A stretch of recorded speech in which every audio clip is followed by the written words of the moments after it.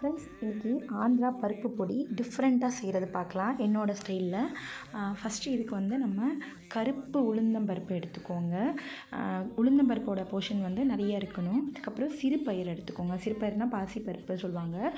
அது வந்து ஒரு 1/4 பங்கு எடுத்துக்கோங்க. ரெண்டுத்தையும் நல்லா பொன்னிறமாக வறுத்துக்கணும். இது ரெண்டு மட்டும் தான் நம்ம வறுக்கணும்.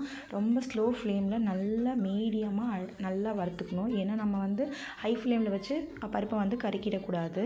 அதுக்கப்புறமேட்டு பூண்டு, காஞ்ச பூண்டு, காஞ்ச மிளகாய், மிளகு, அப்புறம் உடச்ச கடலை, கருவேப்பிலை, பெருங்காயம், உப்பு இது எல்லாத்தையும் வந்து தேவையான அளவுக்கு எடுத்து வச்சுக்கோங்க.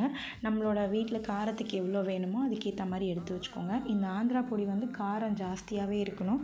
ஸோ அதனால் காரம் அதிகமாகவே எடுத்துக்கோங்க. அண்ட் பெருங்காயத்தூள் போட்டிங்க அப்படின்னா நல்ல மணமாக இருக்கும். ஏன்னா உங்களுக்கு வந்து டேஸ்ட் நல்ல வாசனையாக இருக்கும். ஸோ இது எல்லாத்தையும் வந்து கொஞ்சம் நேரம் ஆற வச்சு எல்லாத்தையும் நல்லா மிக்ஸ் பண்ணிவிடுங்க. அண்ட் நீங்கள் மிளகை வந்து மீடியமாக போட்டுக்கோங்க, நிறைய போடாதீங்க. ஏன்னா மிளகு ஃப்ளேவர் வந்து டாமினேட் பண்ணிவிடும். காஞ்ச மிளகாய் வந்து நிறைய ஆட் பண்ணிக்கோங்க. கலருக்கு வேண்டி வேணால் நீங்கள் காஷ்மீரி சில்லி அரைச்சிக்கோங்க.